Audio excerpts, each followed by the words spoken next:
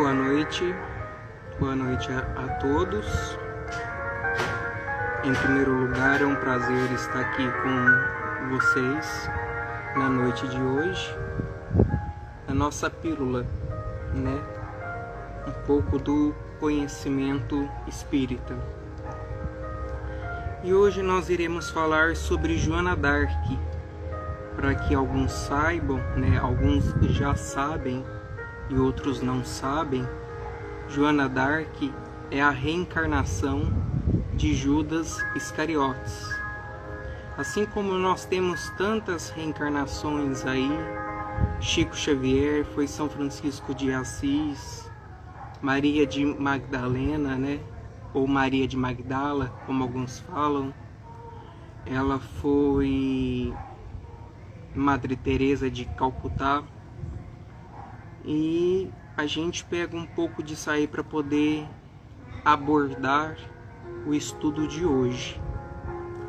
Segundo o espírito Humberto de Campos, no livro Crônicas de Além Túmulo, Joana d'Arc é a reencarnação de Judas Iscariotes, o qual, por tola vaidade, abre parêntese, como o mesmo espírito explica no livro Boa Nova, fecha parêntese, traiu Jesus visando um posterior triunfo do Evangelho pelos meios dominantes da época. O plano falhou e sabemos o desfecho dessa parte da história, que nós sabemos que ao final de tudo, envergonhado, Judas Iscariotes suicidou. Já volto nessa parte aqui. Joana d'Arc, quando encarnada, foi queimada em praça pública na velha França, como semente valiosa que germinaria e se multiplicaria até o fim, até o infinito. Se com isso sofrer as consequências sem com isso sofrer as consequências desastrosas das labaredas. Na hora do sacrifício estava revestida do mais puro ideal, da fé mais concretizada no bem, da luz do amor, e logo foi envolvida por fluidos imponderáveis como agentes anuladores de todo e qualquer sofrimento. Também daqui a pouco a gente volta nessa parte. Via, no entanto, rasgarem-se os céus e os antigos mártires desfilarem em suas presenças, animando-a e mostrando o que aguardava depois da tormenta. João Hus, que também foi queimado por divulgar ideologia diferente da que imperava na época, em 1415, quando Joana d'Arc contava com 3 anos de idade, quis ser o primeiro a abraçá-la na presença do próprio Nosso Senhor Jesus Cristo, que abençoou o seu gesto gigantesco de firmeza e decisão, ao entregar-se como mecha divina e aumentar o clarão da fé nos corações humanos. Se a Idade Média, pelas suas grandes rebeldias, escureceu os céus da terra, não faltaram fulgurantes estrelas que brilharam entre meio às nuvens negras, desfazendo-as pelas forças do tempo.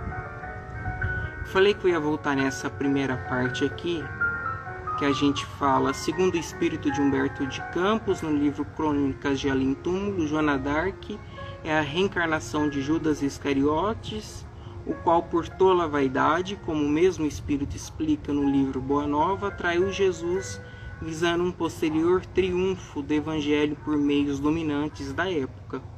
O plano falhou e sabemos o desfecho dessa parte da história, que é o suicídio de Judas Iscariotes. No entanto, quando Judas Iscariotes se enforcou, desencarnou, foi ao Vale dos Suicidas, perambulou, ficou cego, não dava, sentia vergonha, repulsa de si mesmo, por ter vendida a sua honra e a sua ética a um homem que lhe amou.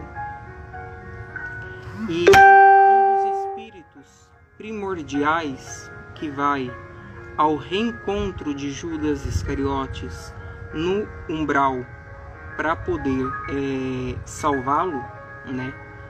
Para poder levar o seu amor, o primeiro espírito é Maria de Nazaré, o próprio espírito da mãe, como eles os chamavam na época.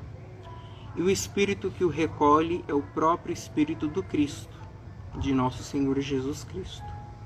A segunda parte, que eu falei que nós iríamos voltar, é Joana d'Arc foi queimada em praça pública na velha França, como semente valiosa que germinaria e se multiplicaria até o infinito, sem com isso sofrer as consequências desastrosas das labaredas, quer dizer, sem com isso sofrer com o calor, com o fogo.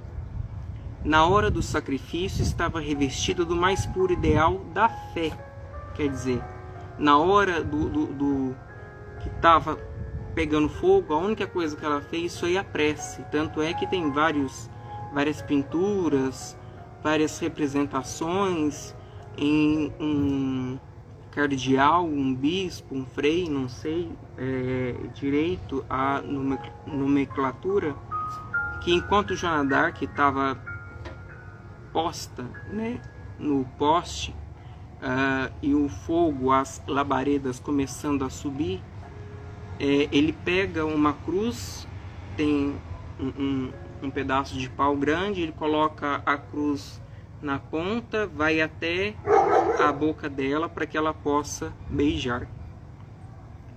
E, quer dizer, essa é a parte da fé, mais concretizada no bem, da luz do amor, e logo foi envolvida por fluidos imponderáveis como agentes anuladores de todo e qualquer sofrimento.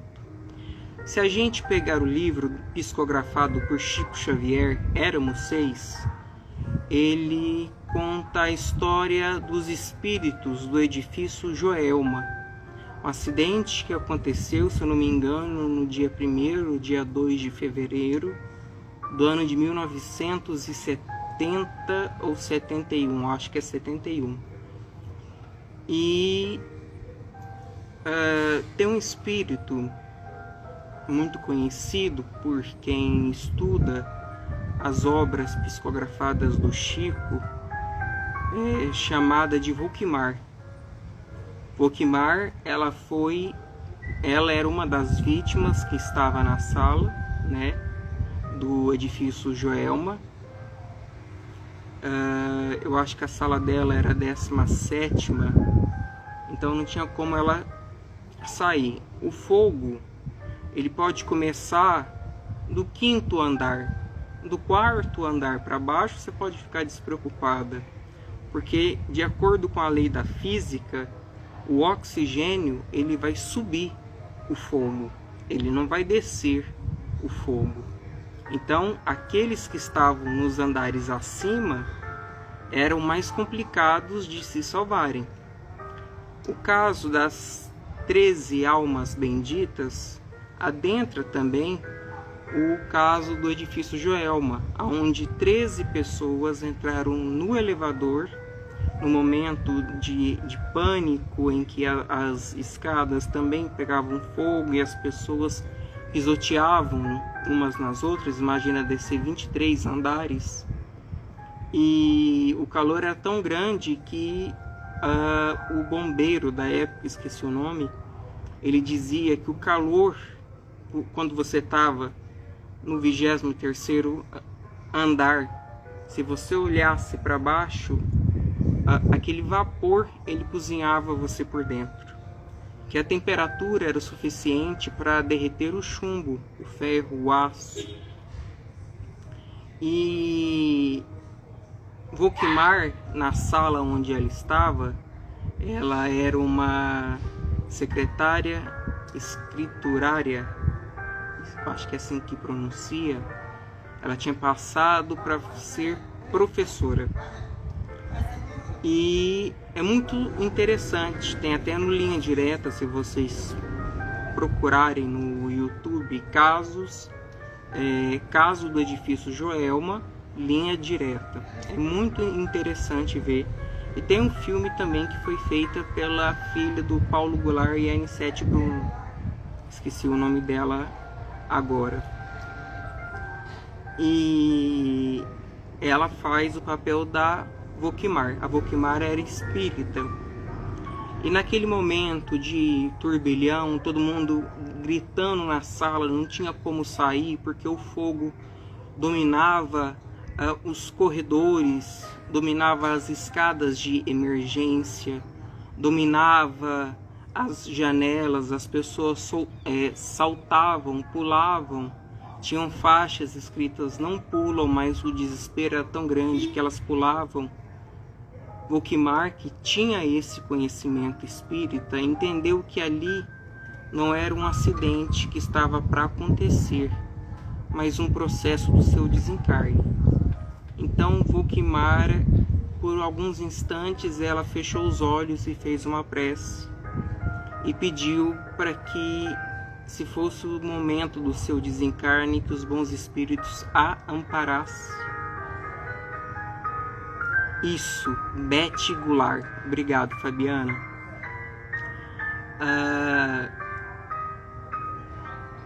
Ela pediu para que os espíritos a amparassem neste momento de desespero, neste momento que ela sabia que não era só um momento de pânico, pela situação que ela viu ali há mais de 20, 30 minutos. Ela sabia que era um desencarne, que era o seu próprio desencarne. Então, em vez do pânico, ela fez as preces. E o calor, as labaredas, o vapor, foi, como ela mesma descreve nas cartas pelo Chico Xavier, foi amenizado para que ela não pudesse sentir.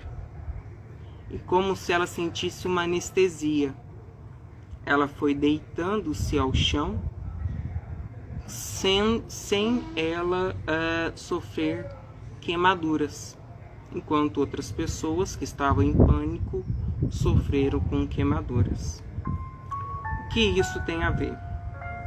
Na hora que nós temos a consciência, lógico, nem todos nós sabemos, né? Seria satisfatório a hora que a gente vai saber a hora do nosso desencarne. Mas quando nós sabemos que estamos próximos ao desencarne, que naquele momento ou naquela circunstância é o momento da nossa passagem, a gente, em vez de entrar em desespero, a gente ora, eleva os pensamentos em Jesus, faz as nossas preces e confia. Eu sei que naquele flash de momento passa 1001 coisas, entre elas a minha família, né? Como é que eu vou viver agora? O que será que vem depois disso? Será que existe vida após a morte? O que será que nos aguarda? Né? Que Deus me abençoe, me proteja, não me desampare, não me deixe sofrer. É o que a gente mais pede, mais pensa, né? E no momento que você está sentindo que é o seu momento do desencarne, no acidente de carro, numa cirurgia de risco, no enfrentamento de alguma doença, ou por qualquer motivo que seja, no caso da Vokmar, ou no caso do espírito de Joana d'Arc, que elas sabiam que seriam queimadas, né?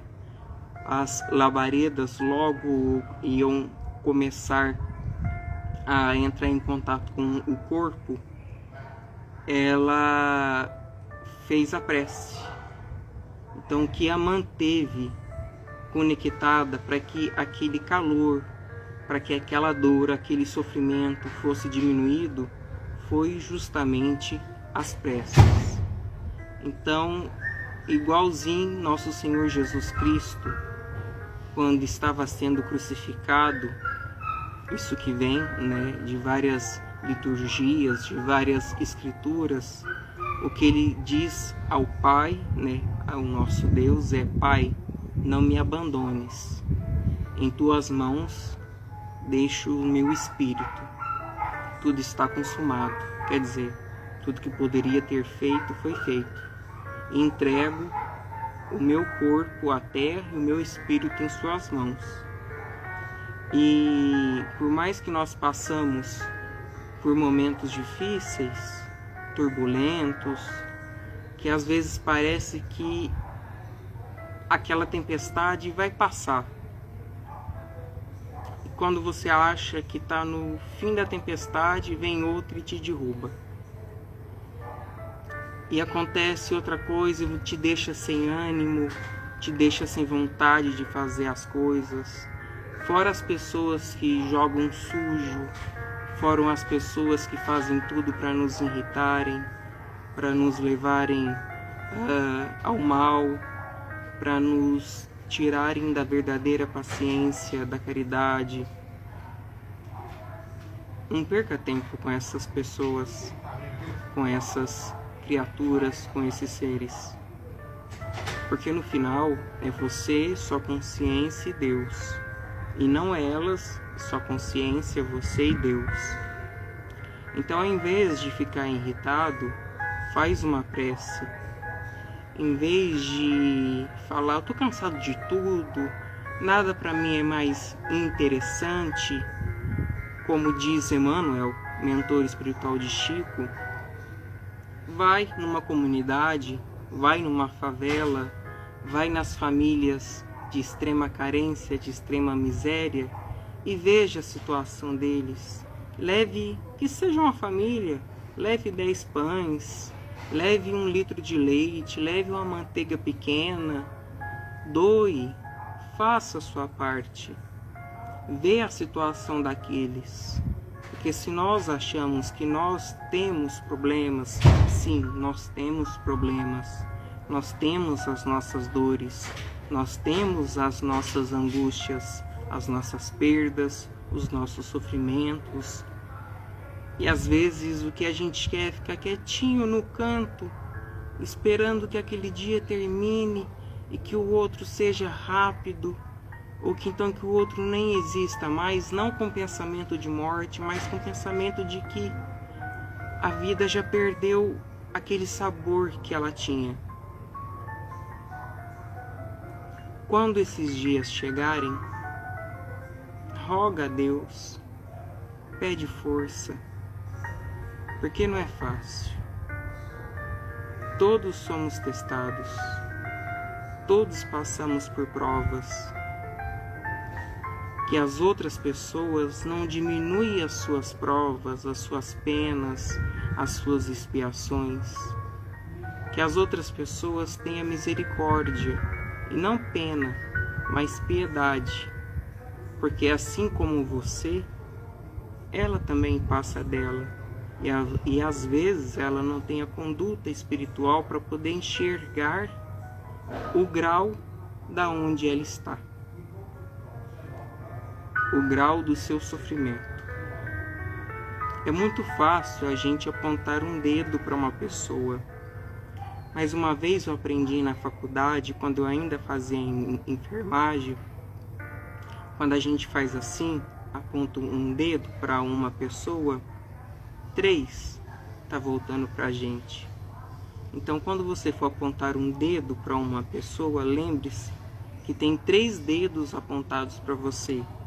Quando alguém te apontar um dedo, te acusando de algo, falando de pessoas que você amou, ou por qualquer motivo que seja, lembre que aquela pessoa é um espírito infeliz, um espírito incapaz de entender as palavras de Deus, de entender a lei do amor. E aqueles que não entendem a lei do amor não estão prontos para viver numa sociedade, não estão prontos para viver com outras pessoas. Por isso que é preciso reencarnar. E agora, nesse processo da transição planetária, reencarnarão em planetas primitivos, para onde possam aprender a amar desde o início. Planetas primitivos onde terão que aprender a bater pedra para o nascer do fogo. Então vejam quanto que esses seres precisam recuar para eles poderem aprender, compreender e entender.